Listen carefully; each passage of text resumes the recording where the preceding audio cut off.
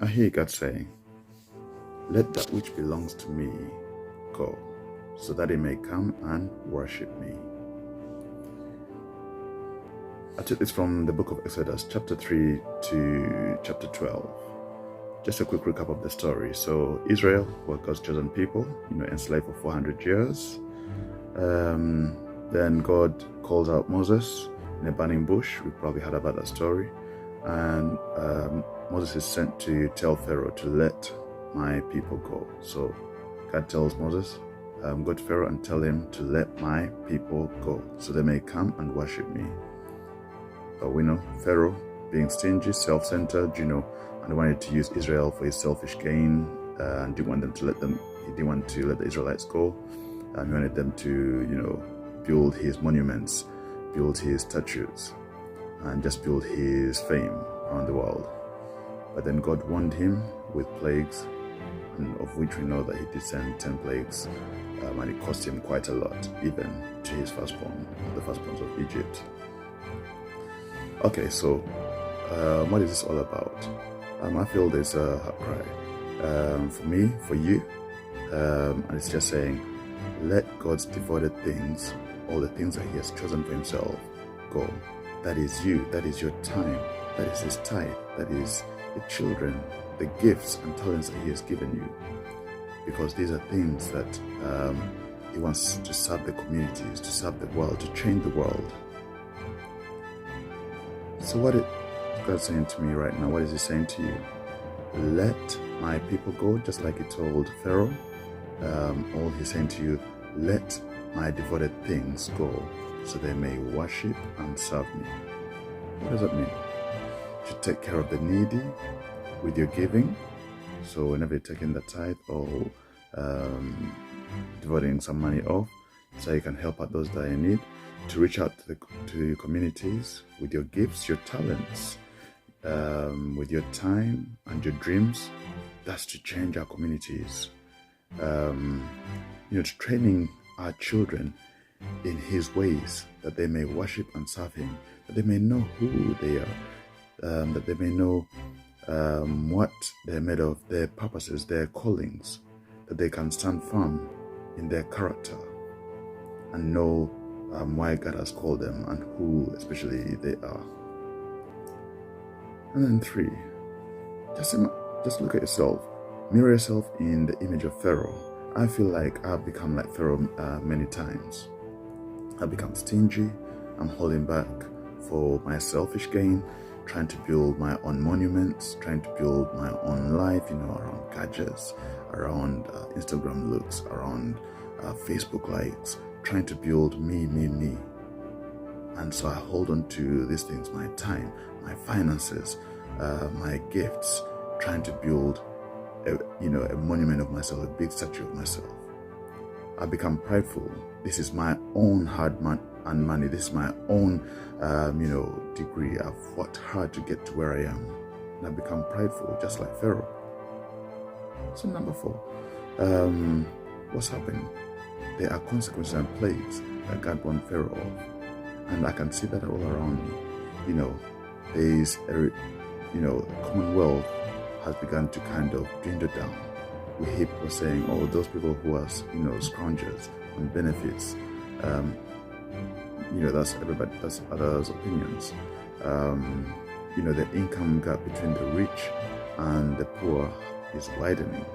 If you watch, that show on Channel 5, Rich House, Poor House, you can see the differences. Our children are lacking sound judgment and, confused of who they are or what to do, because our laws have begun to dwindle down.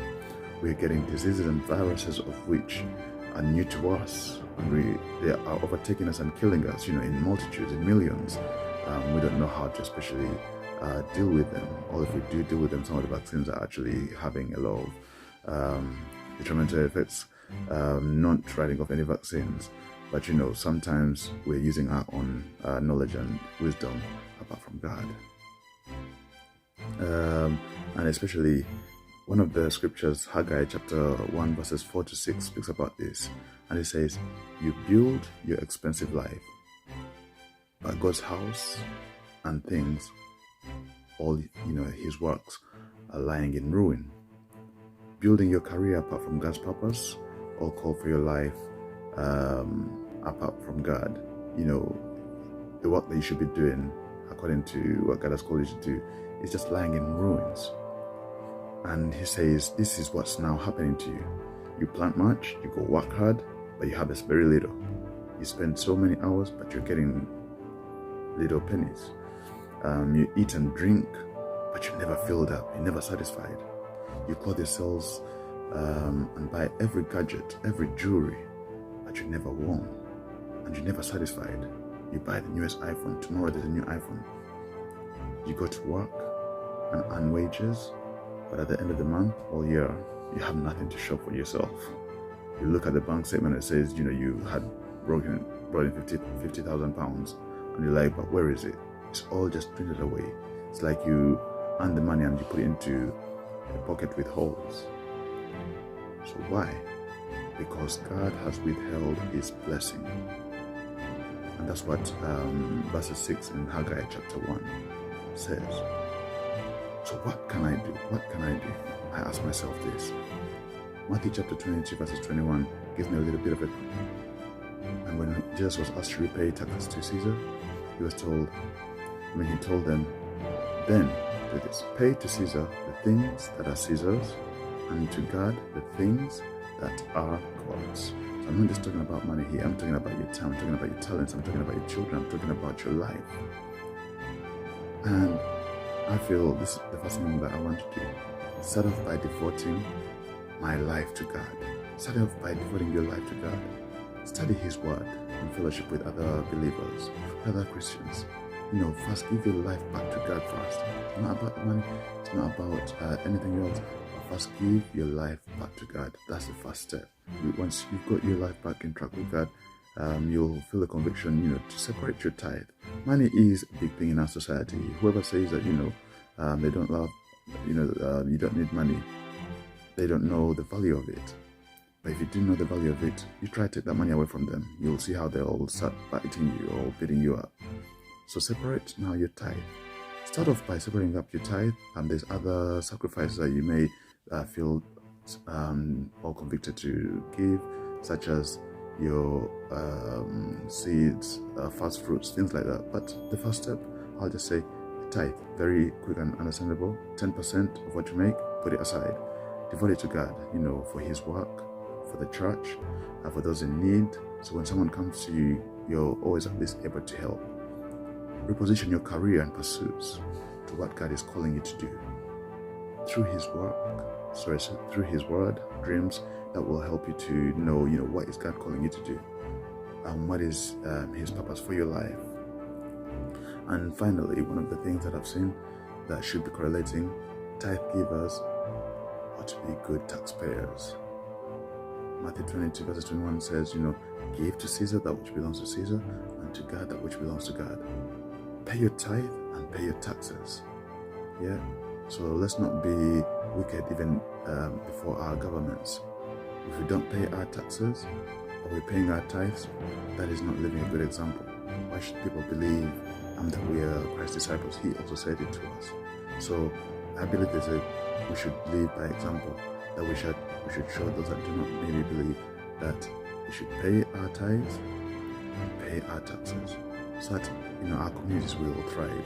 The government is doing a great job. So even when you're paying your tithe, you're doing a great job as well. That's why even the government believes in this. We have seen the government kind of declining their giving to other things they need. From 10% now, I think it's something like 5% that Rishi Sunak had said. We can also encourage them as we're giving. If we stop doodling taxes about, I believe we can get nations into right standing. I'm trying to make a start. You start making that start too.